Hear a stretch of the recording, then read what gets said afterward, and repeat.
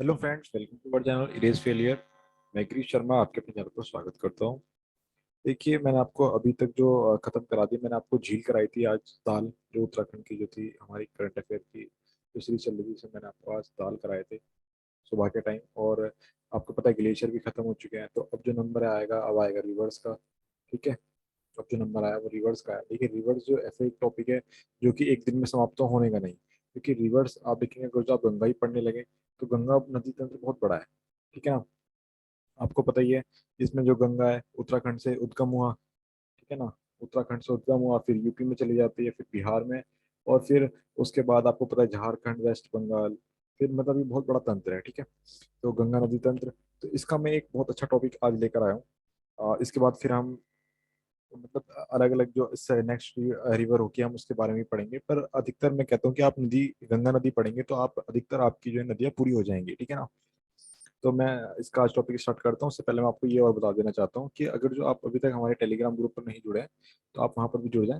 तो वहाँ पर आपको ये होती है डेली क्लास की, इसकी तो आपको पीडीएफ मिल जाएगी और आपको क्विज करने को भी अटेंड करने को मिलेगा। ठीक है, और आप देखिए शाम के टाइम जो वीडियो आती है हमारी मॉक टेस्ट के लिए, तो वो बहुत कम बच्चे अटेंड कर पाते हैं। ठीक है, तो मैं चाहता हूँ कि आप उसमें ज़्यादा से ज़्यादा बच्चे जुड़ें, तो उसके लिए आप उन्हें उसे शेयर भी करा करें उस वीडियो को। ठीक है ना, उससे देखिए अगर जो, चलो मान लो मैं तो कहता हूँ आपको इसे भी शेयर करना चाहिए। ठीक है, क्योंकि अगर जो आप मान लो आप कंसेप्ट नहीं समझना चाहते, आपको कंसेप्ट सब पता है, बट आप मॉक टेस्ट तो दीजिए। इससे क्या होगा, आपकी तैयारी का पता लगेगा कि आपको सिर्फ आप किसी भ्रम में तो नहीं जी रहे। इस वजह से आपको मॉक टेस्ट दिया जाता है, तो आप मॉक टेस्ट करा करें। ठीक है, चलिए हम आज जो है अपना टॉपिक स्टार्ट करते हैं। और आज का जो हमारा टॉपिक है क्या है, रिवर। ठीक है, रिवर। तो देखिए, सबसे पहले मैं आपको बता देना चाहता हूँ रिवर किसे कहते हैं। ठीक है, रिवर किसे कहते हैं। आपने रिवर तो देख लिया, कहते पर पता नहीं है तो रिवर किसे कहते हैं, तो मैं आप सबसे पहले ये बताता हूँ।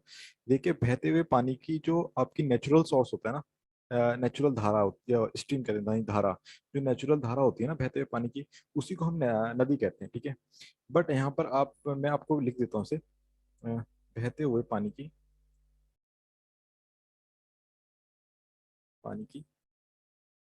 प्राकृतिक धारा। ठीक है, यानी कि नेचुरल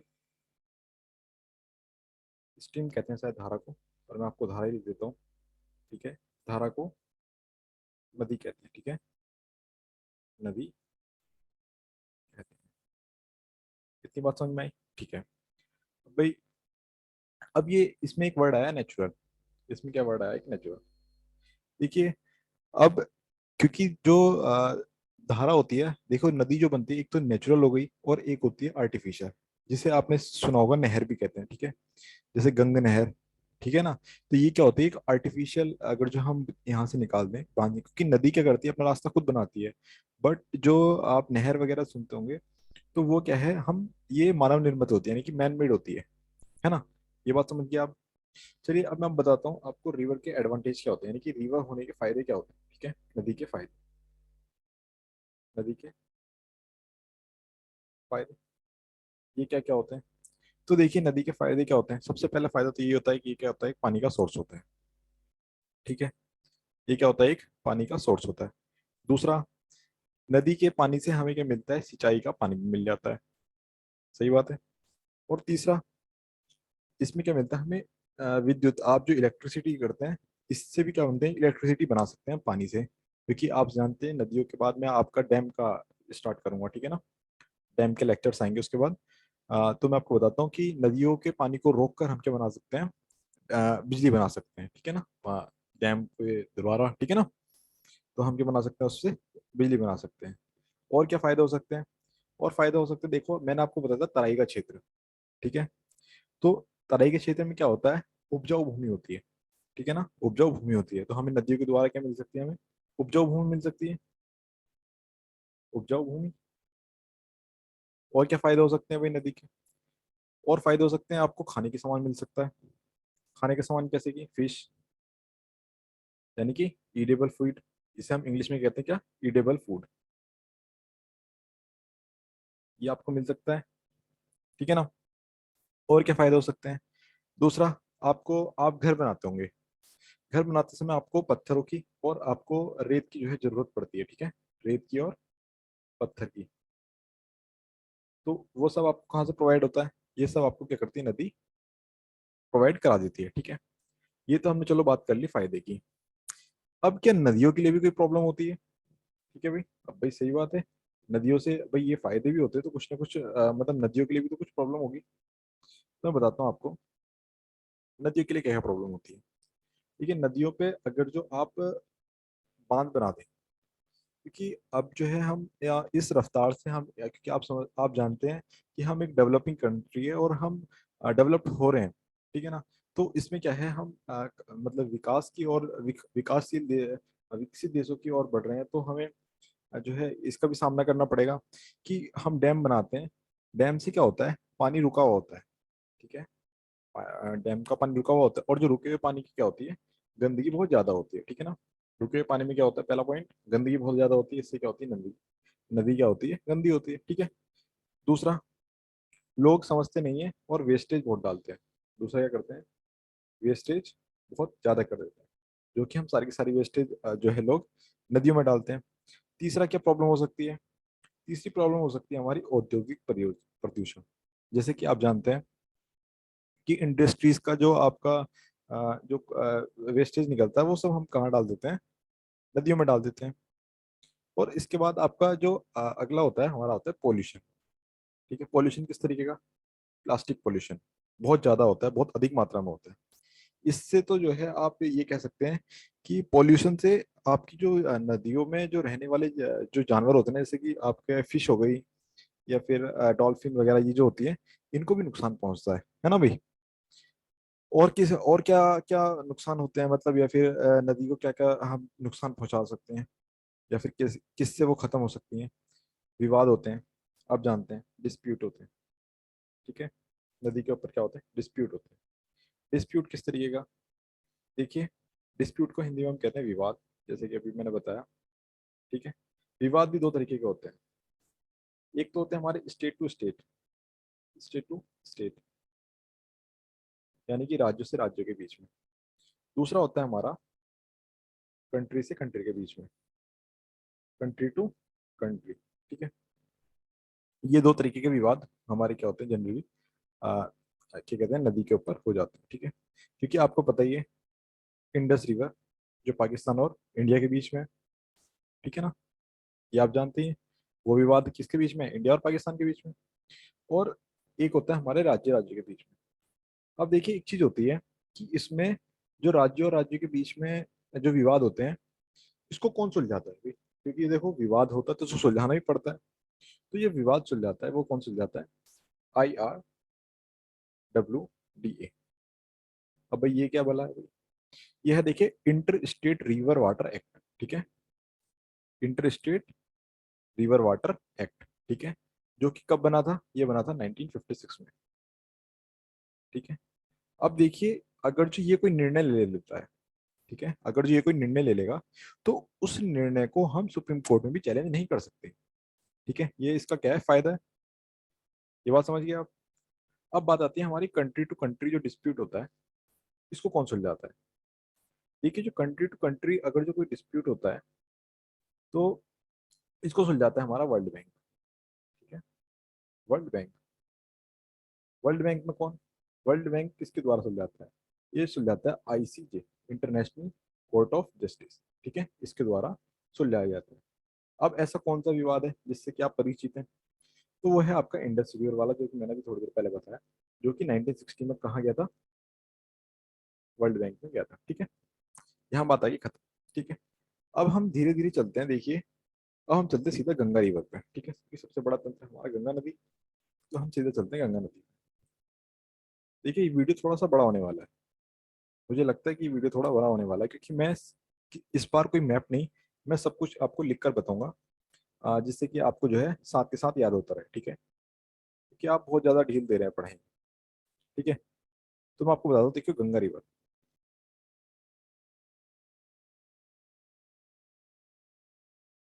ठीक है, गंगा रिवर की अगर जो बात करें, तो इसकी जो लेंथ है, यानी कि लंबाई है, कितनी है, ये आपकी 2525 किलोमीटर। ठीक है, 2525 किलोमीटर। ठीक है, इसको जो गंगा नदी की एक क्वालिटी और है, जो कि आपको पता ही होगी, ये है अपनी सेल्फ प्योरीफाइंग रिवर। ठीक है, सेल्फ प्योरीफाइंग रिवर मतलब ये अपने आप को ये करती है, खुद ही साफ करती है। ठीक है, अपने आप को खुद साफ करती है। भाई अपने आप को भाई कैसे साफ करती है? इसमें क्या होता है, एक वायरस होता है। इसमें एक वायरस होता है जिसका नाम क्या है? इसका नाम है बैक्टीरियोफेज। ठीक है, इसका नाम क्या है? मैं लिख देता हूँ, बैक्टीरियोफेज। ठीक है, अब इसकी क्या क्वालिटी थी? ये क्या करता है, बैक्टीरिया को मारता है। ठीक है, किलिंग ऑफ बैक्टीरिया। दूसरा एक कारण और होता है, गंगा नदी का, गंगा नदी का जो है इतना मतलब प्यूरिफाई होने का, इसमें क्या होता है, ऑक्सीजन, ऑक्सीजन लेवल का जो होता है, ऑक्सीजन लेवल बहुत हाई माना जाता है इसमें। ठीक है, क्यों माना जाता है भाई? इसमें जो है ऑक्सीजन के लिए डिसॉल्व ऑक्सीजन नाम की क्या होता है, जो आपने पढ़ा होगा, डीओ, जिसमें क्या होती है, ऑक्सीजन की मात्रा क्या होती है, बहुत ज्यादा होती है। ठीक है, इसी कारण क्या होता है, यहाँ पर एक डॉल्फिन भी पाई जाती है।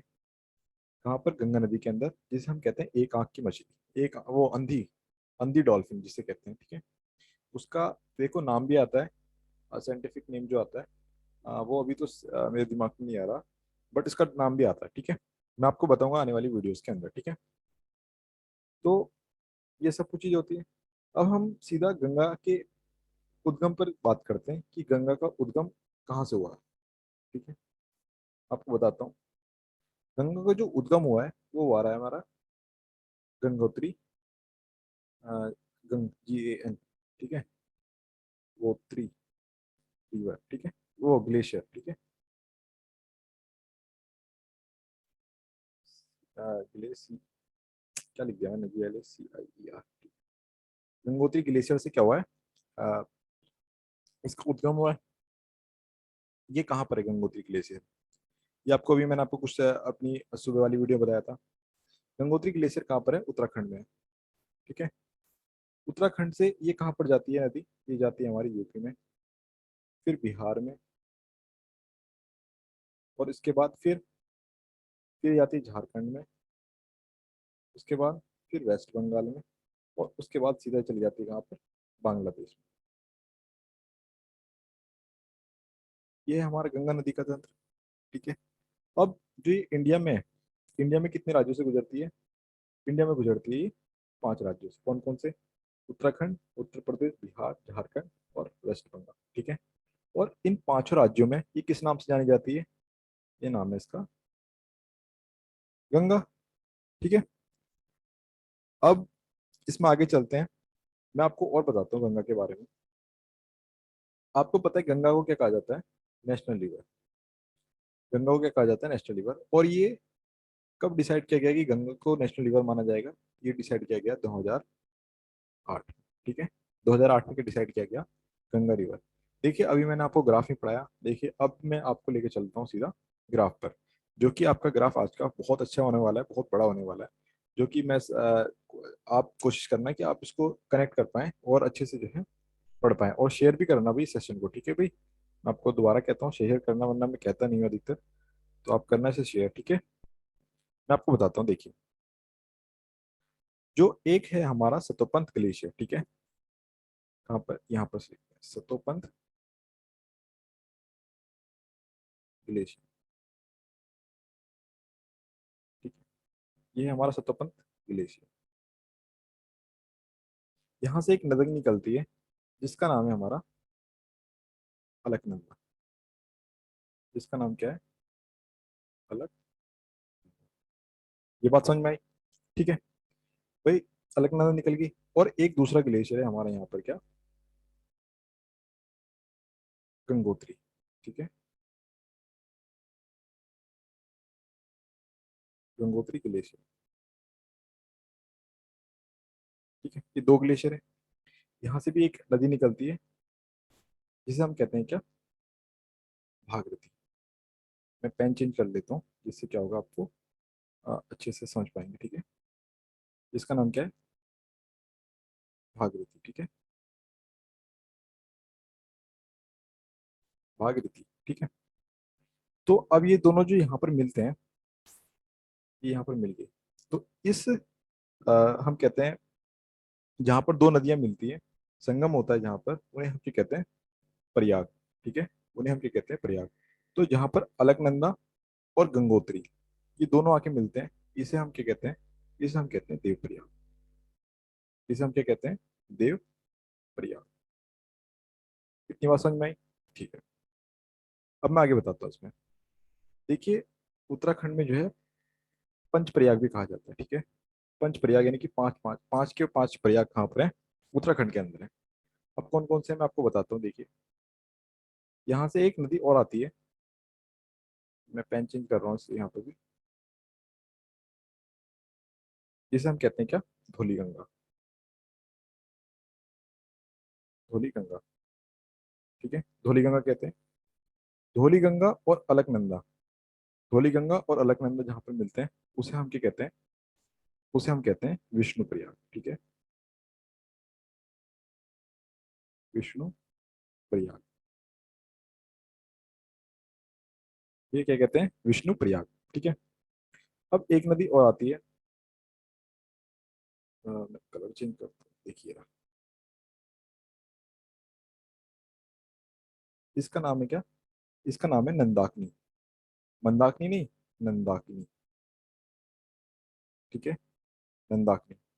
अब ये रिवर, और यहाँ पर देखिए, यहाँ से तो अलकनंदा और ये आगे धौली गंगा, और यहाँ पर जो इससे आगे बनी, यहाँ पर इस नदी का नाम क्या है, दोनों मिलकर आगे क्या जब बनी, यहाँ पर बनती है देखिए अलकनंदा।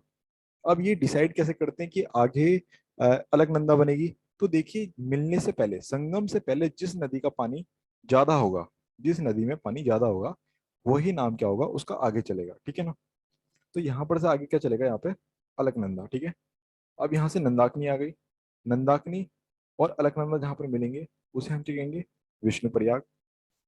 सॉरी, नंदाकिनी, और ये तो सॉरी, सॉरी, जहाँ पर धौली गंगा और अलकनंदा मिलेंगे उसे विष्णु प्रयाग।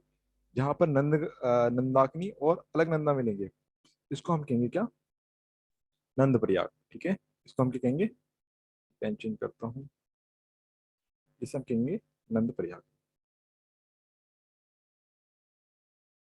ठीक है, नंद प्रयाग हो गया।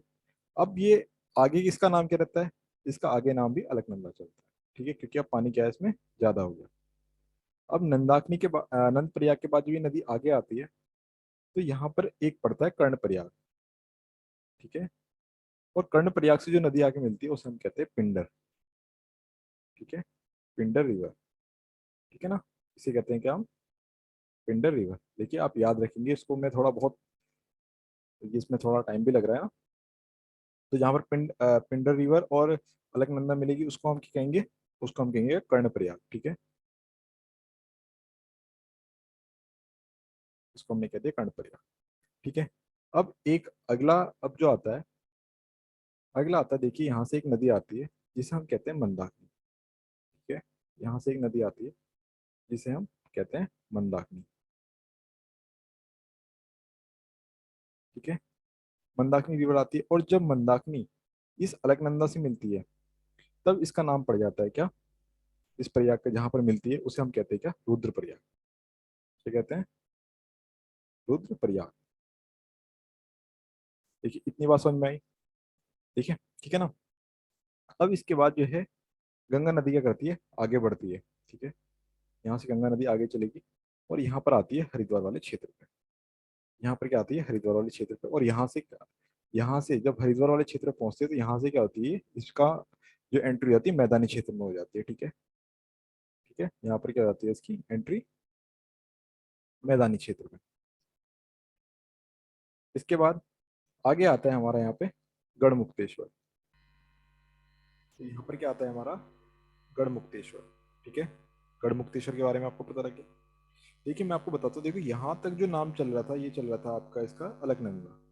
और जब भागीरथी और और अलकनंदा ये दोनों मिल गए, भागीरथी और अलकनंदा दोनों मिल गए, तब उसके बाद देव प्रयाग से आगे जो नाम चलता है वो भी चलता है इसका गंगा। ठीक है, इसके बाद क्या नाम पड़ जाएगा इसका, गंगा। इस बात को ध्यान रखें। यहाँ पर, यहाँ पर आता है हरिद्वार, और यहाँ से ही कहाँ आ जाती है, मैदानी क्षेत्र में आ जाती है। ठीक है, उसके बाद ये जो नदी है, ये थोड़ा बड़ा हो जाएगा, वरना ग्राफ में दिक्कत आएगी, थोड़ा पीछे कर लेते हैं इसे। देखिए जब ये नदी आगे आएगी और यहाँ पर जब यूपी में एंट्री करेगी, तो यूपी में एंट्री करते वक्त यहाँ पर आता है गढ़मुक्तेश्वर। जो आपने जो हमारे पहाड़ी भाई हैं, जब ये दिल्ली की ओर जाते होंगे तो आप समझते हैं गढ़ आ गया, ठीक है, तो ये वही है गढ़मुक्तेश्वर। बहुत छोटा छोटा लिखना पड़ रहा है जिसके कारण ये ग्राफ पूरा आ जाए, ठीक है। ये आ गया गढ़मुक्तेश्वर। उसके बाद ये आगे चलती है और यहाँ से आपको पता है उत्तराखंड में एक नदी और है जिसे हम कहते हैं क्या, रामगंगा। राम गंगा, ये नदी रामगंगा क्या है, यहाँ से बिजनौर से होते हुए यहाँ पर एंट्री करती है, ठीक है ना। बिजनौर से होते हुए करती एंट्री करती है और कहाँ पर मिलती है आगे सीधा, यहाँ पर गंगा नदी में मिल जाती है, ठीक है। फिर ये आगे चलती है। देखिए मैं इसके साथ मैं आपको एक चीज और बता देता हूँ। यहाँ पर एक बंदर पूछ, यहाँ पर एक बंदर पूछ, में थोड़ा सा से साइड करता हूँ एक मिनट को।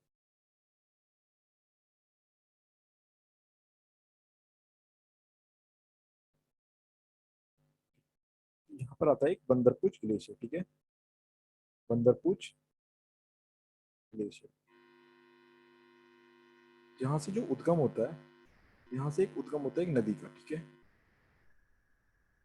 और इस नदी का नाम क्या होता है, यमुना। इस नदी का नाम क्या होता है, यमुना इसका नाम होता है, ठीक है। ये धीरे धीरे आगे चलती है। मैं इसके बारे में इसको भी कवर कर लेता हूँ। यहाँ पर आता है इटावा। यहाँ पर क्या आता है, एक इटावा आता है, ठीक है। इटावा में आके एक नदी मिलती है जिसे हम कहते हैं चंबल रिवर, ठीक है, जिसे हम क्या कहते हैं, चंबल रिवर।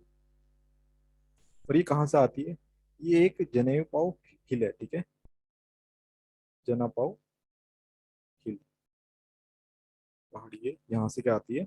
ये कहाँ पर है जनेऊ पाओ हिल, ये है मध्य प्रदेश, इंदौर में, ठीक है। यहाँ से चंबल नदी आती है और ये कहाँ पर आके मिल जाती है, यहाँ पर इटावा से, इटावा में आके क्या करती है, यमुना नदी से मिल जाती है, ठीक है। इसके बाद ये आगे चलती है और यहाँ पर ये एक आता है हमीरपुर, ठीक है, यहाँ पर आता है एक हमीरपुर। और हमीरपुर में जो एक नदी आके मिलती है ये उसे कहते हैं हम बेतवा रिवर, ठीक है, बेतवा नदी कह लेते हैं, ठीक है, बेतवा नदी, ठीक है। और ये कहाँ से आती है, ये बेतवा नदी आती है हमारे विंध्याचल पर्वत पर्वत से, विंध्याचल पर्वत से, ठीक है। फिर उसके बाद अगर जो हम इसको और आगे लेके जाए यमुना नदी को, तो यहाँ पर एक एरिया पड़ता है बांदा, ठीक है, कौन सा एरिया पड़ता है, बांदा। यहाँ पर आके एक रिवर मिलती है, उसको ना हम कहते हैं केन रिवर। क्या कहते हैं, केन रिवर, ठीक है। अब ये जो केन रिवर है ये कहाँ से आ रही है, तो ये आ रही है हमारी केमूर पर्वत से। कहाँ से, केमूर, केमूर पर्वत से, ठीक है, ये यहाँ से आ गई। अब ये वांदा से सीधा ये कहाँ पर मिलती है, ये मिलती है यहाँ पर गंगा में, ठीक है, ये यहाँ पर मिल जाती है गंगा में। ये इस जगह पर नहीं, मतलब यहाँ पर तो ये बिजनौर से आती हुई हमारी रामगंगा है, तो यहाँ पर नहीं मिलती।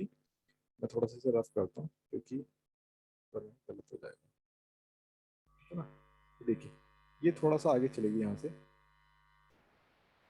लगभग यहाँ पर आने के बाद ये मिल जाती है कहाँ पर, गंगा से। और यहाँ से इसका नाम, इस वाले प्रयाग को हम कहते हैं प्रयागराज, ठीक है। यानी कि मतलब संगमों का जो है इसे राजा कहा जाता है, प्रयागराज, हम ऐसे कह सकते हैं, प्रयागराज, ठीक है।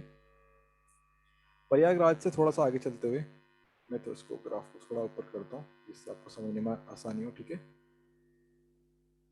आप जो है इसे कॉपी पेन लेके नोट करते रहें, जिससे क्या होगा, आपको इसे याद रखने में आसानी होगी, ठीक है। यहाँ से प्रयागराज से क्या हुआ, ये आगे गई और प्रयागराज से ये यहाँ पर बिहार में छपरा पड़ता है, ठीक है, छपरा। यहाँ पर आके एक नदी मिलती है हमारी गोमती, ठीक है। इसमें एक नदी मिलती है कौन सी, गोमती, इसे हम कहते हैं गोमती रिवर, इसे आप जानते हैं, ठीक है। अब ये गोमती रिवर कहाँ से आ रही है, ये गोमती रिवर आ रही है पीलीभीत से, पीलीभीत। देखिए पीलीभीत एक ऐसा एरिया है, देखिए अगर जो आप यहाँ से देखेंगे जितनी भी नदियाँ आ रही हैं, ये सारी हिली एरिया, यानी यहाँ पर एल्टीट्यूड क्या है, हाई है, ये वहां से आ रही है। और जो पीलीभीत से जो गोमती रिवर आ रही है, जो क्या गंगा नदी में मिल रही है, ये कहाँ से आ रही है, ये प्लेन से आ रही है, ठीक है, यानी कि ये एक लेक है, ठीक है, यहाँ पर एक लेक है जिसे हम कहते हैं फुलर लेक। आपने सुना होगा, इसका नाम क्या है, फुलर लेक। फुलर लेक से क्या आ रही है, ये गोमती रिवर क्या आ रही है और कहाँ पर मिलेगी, ये छपरा में आकर, सॉरी छपरा नहीं, यहाँ तो गाजीपुर पर आके मिलती है। एक मिनट, थोड़ा ये गलती हो गई, ये गाजीपुर में आके मिलती है, ठीक है। गाजीपुर से जब आगे बढ़ती है और यहाँ पर आती है छपरा रिवर, और छपरा रिवर पर जो मिलती है, यहाँ पर मिलती है घाघरा रिवर, घाघरा नदी, ठीक है, घाघरा नदी। घाघरा नदी आकर क्या करती है, यहाँ पे मिलती है, ठीक है। इसके बाद हम थोड़ा सा और आगे चलते हैं, और आगे चलने पर आता है हमारा पटना, ठीक है। आगे चलने पर क्या आता है हमारा, पटना। ये आ गया हमारे यहाँ पे पटना। भाई पटना पे क्या होता है, पटना पर से आपके इधर से, यानी कि लेफ्ट साइड से एक, सॉरी राइट साइड से एक नदी आती है जिससे हम कहते हैं सोन नदी, यानी क्या, सोन रिवर, सोन नदी लिख देते हैं, ठीक है। सोन नदी आती है, ठीक है, और ये कहाँ से आ रही है, ये आ रही है हमारी अमरकंटक पहाड़ी से, ठीक है। कहाँ से आ रही है, अमरकंटक पहाड़ी से, ठीक है। अब देखिए अमरकंटक पहाड़ी से दो नदी निकलती है, एक तो सोन नदी निकलती है, ठीक है, जो कि राइट की तरफ चलती है, ठीक है, अमरकंटक से। और एक नदी और निकलती है जिसे हम कहते हैं क्या, नर्मदा, ठीक है, जिसे हम क्या कहते हैं, नर्मदा। और ये कहाँ जा रही है, ये लेफ्ट की ओर जा रही है, तो सॉरी राइट की ओर जा रही है, ठीक है। उसके बाद ये पटना से थोड़ा आगे चलती है, और ये अब मैप खत्म होने वाला है, वैसे मैं आपको बताता हूँ। तो आप बने रहे हैं, मतलब मुझे लगता है कि आप थोड़ा सा वो हो गए होंगे कि ये बहुत ज़्यादा डीप हो गया, बट क्वेश्चन ऐसे ही आते हैं, ठीक है, इनमें से क्वेश्चन बनेंगे। मैं आपको बताऊंगा कि क्वेश्चन किस तरीके से बनेंगे। तो यहाँ से ये पटना हो गया, पटना से आगे चलेगी और यहाँ पर आएगा सोनपुर, ठीक है, सोनपुर। यहाँ पर एक नदी आके मिलेगी इससे, गंगा नदी से, जिसे हम कहते हैं गंडक रिवर, ठीक है, गंडक नदी। ये गंडक नदी कहाँ से आ रही है, ये आ रही है नेपाल से। ये नदी कहाँ से आ रही है, नेपाल से। इतनी बात समझ में आई। इसके बाद जो आता है, ये आगे चलती है, और आगे चलने के बाद एक एरिया आता है कुर्सेला, ठीक है। आगे एक बिहार का इलाका है, यहाँ पर एक इलाका, यहाँ पर जो आता है एक आता है कुर्सेला। अब कुर्सेला पे जो एक नदी आती है जिसे हम कहते हैं कोसी नदी, जिसे हम क्या कहते हैं, बिहार का शोक भी कहते हैं, ये सभी जानते हैं। इसको ये कहते हैं बिहार का शोक भी कहा जाता है, ठीक है। अब जी एक मिनट, थोड़ा सा ग्राफ भाई बहुत बड़ा हो गया है मेरे हिसाब से, पर आप जो है इसको, मैं आपको थोड़ा इसे जूम आउट करूंगा तो आपको इसे समझ में आएगा, ठीक है ना। देखिए इसके बाद कुर्सेला पे यहाँ पर आके कोसी नदी, ठीक है। अब ये कोसी नदी कहाँ से आती है, कोसी नदी आती है आपकी गोसाई धाम से, ठीक है। आपको पता ही है कोसी नदी कहाँ से आती है, गोसाई धाम से।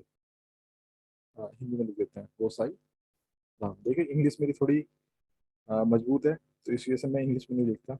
ठीक है ना भाई। तो गोसाई धाम, गोसाई धाम से क्या निकलती है, सात धाराएं निकलती है, यानी कि सात स्ट्रीम निकलती है। तो सात स्ट्रीम में से देखिए तीन धाराएं क्या होती है, हमारे इंडिया में आती है, ठीक है। और तीन धाराओं को मिलकर ये क्या मिलती है, कोसी नदी मिलती है। और ये तीन धाराएं जो है इतनी इंपॉर्टेंट नहीं है, तो मैं आपको बता नहीं रहा।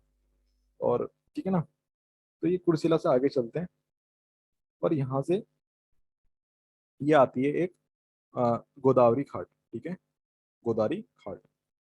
ये एक एरिया आता है यहाँ पे, जिसे हम कहते हैं गोदावरी, गोदावरी घाट पर आती है। और यहाँ पर से एक नदी और आके मिलती है जिसे हम कहते हैं महानदी, जिसको हम ये कहते हैं महानदी। अब ये महानदी कहाँ से आ रही है, ये महानदी आ रही है हमारी कहाँ से, दार्जिलिंग,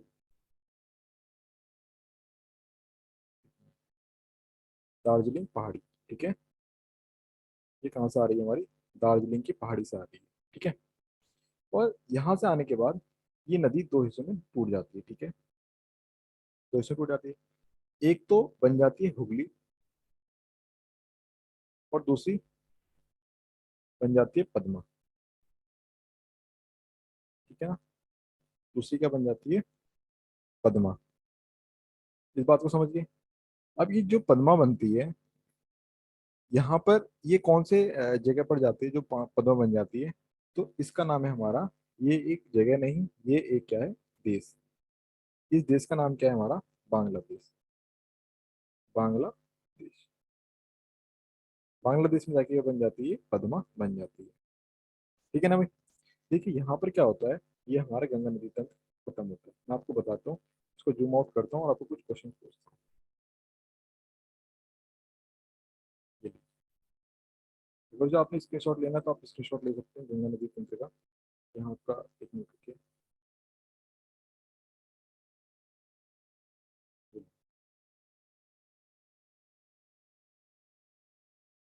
यहाँ से आप इसका स्क्रीनशॉट ले सकते हैं गंगा नदी तंत्र का। ठीक है। अब मैं आपको इसमें बताता हूँ, देखिए क्वेश्चन किस तरीके से पूछ सकता है आपसे। सबसे पहले वो ये पूछ सकता है कि गंगा नदी की लंबाई कितनी है।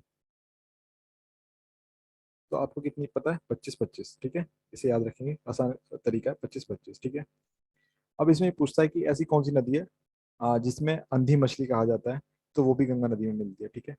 सेल्फ प्यूरिफाइंग रिवर कौन सी है, तो वो भी नदी गंगा ही है, ठीक है। अब ऐसा क्वेश्चन पूछ सकता है, धौली, गंगा और अलकनंदा किस प्रयाग पर आके मिलती है, तो आपको पता है विष्णु प्रयाग, ठीक है। नंदाकिनी और अलकनंदा किस प्रयाग पर आके मिलती है, नंद प्रयाग। तो मैं आपसे कहता हूँ कि इस इससे जो है क्वेश्चन जो है बहुत ज्यादा पूछ सकता है, ठीक है। बट जो इम्पोर्टेंट क्वेश्चन होंगे जो कि पूछे जाते हैं, तो वो मैं आज आपको शाम के टाइम मॉक टेस्ट लेकर आऊंगा। जो कि आज जिस तरीके से ये क्लास बहुत अच्छी हुई है, बहुत बेस्ट हुई है मेरे हिसाब से, और शायद आपके हिसाब से भी बहुत बेस्ट ही हुई होगी। आप अपने अपने जो व्यूज़ हैं वो आप कमेंट सेक्शन में भरना। तो मुझे अच्छा लगेगा कि आप अगर कमेंट करेंगे, ठीक है। बाकी आपको शाम के टाइम मॉक टेस्ट मैं दूंगा आपको, ठीक है। तो आप मॉक टेस्ट पे जरूर आना, क्योंकि उसमें जो है क्वेश्चंस बहुत अच्छे होने वाले हैं, ठीक है। तब तक के लिए धन्यवाद, और वीडियो को देखने के लिए मिलते हैं शाम को।